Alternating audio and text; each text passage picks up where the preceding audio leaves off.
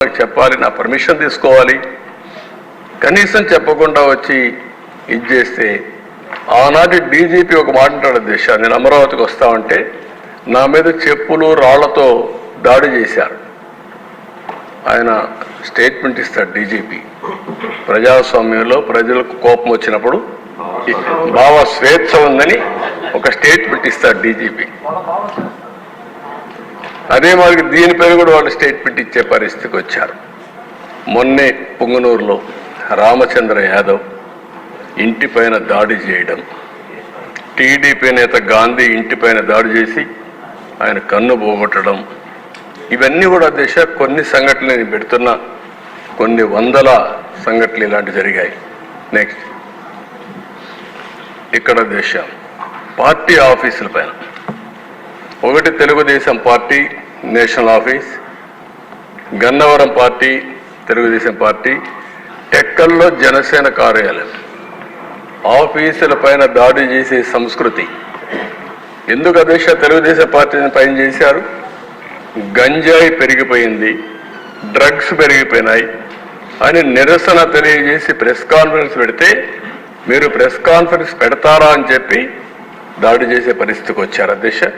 దానిపైన 2 రోజులు నేను నిరసన చేశాను, ఢిల్లీకి పోయి కూడా రిప్రజెంట్ చేశాను. నిన్నటి వరకు కేసు పెట్టే పరిస్థితి లేకుండా ఇప్పుడిప్పుడు కేసులు పెట్టే పరిస్థితికి వచ్చాం. నెక్స్ట్ అధ్యక్ష 1-2 కాకుండా మీరు చూస్తే తోట చంద్రయ్య చాలా దారుణంగా ఇంటి ముందర నడి రోడ్డులు ఎంత పైశాచికంగా మాట్లాడారంటే జై జగన్ అని చెప్పు వదిలిపెడతాం మా పార్టీలో చేరమంటే అప్పుడు కూడా జై తెలుగుదేశం జై చంద్రబాబు అని చెప్పి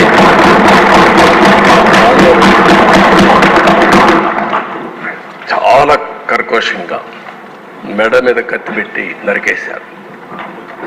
అయినా కూడా ప్రాణత్యాగం చేశాడు కానీ రాజీ పడలేదు. అలాంటి కార్యకర్తలు కూడా ఉన్నారంటే మనం గుర్తుపెట్టుకోవాలి. రాజకీయంలో మనం అందరం ఈ విలువలు కాపాడుకోగలిగామంటే అలాంటి కార్యకర్తలే కారణం.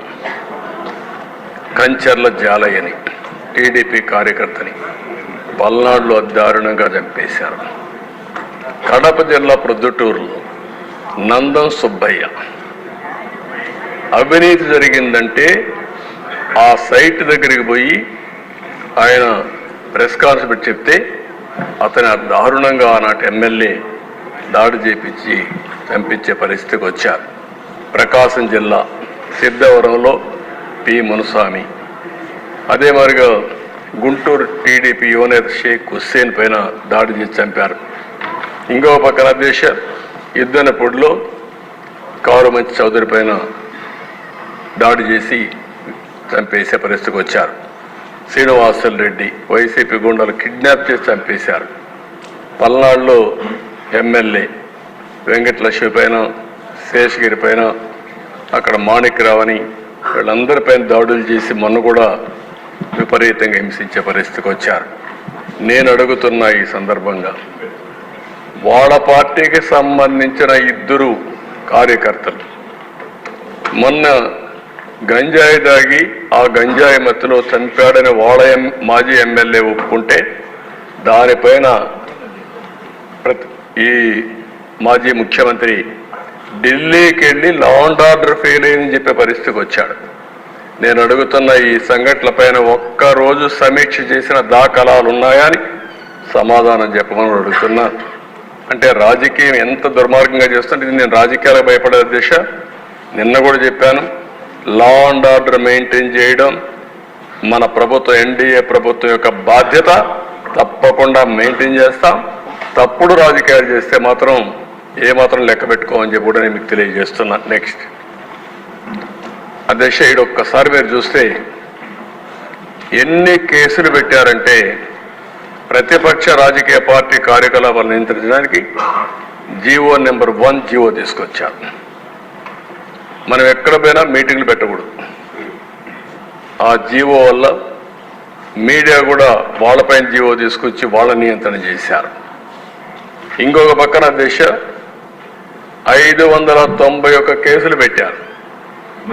అరెస్ట్ అయిన టీడీపీ నేతలు 122, పార్టీ శ్రేణులపై నమోదు చేసిన కేసులు 1969, పార్టీ శ్రేణుల అరెస్టు 2370, పార్టీ నేతలు కార్యకర్తలు నమోదు చేసిన మొత్తం కేసులు 2560 కేసులు పెట్టారు.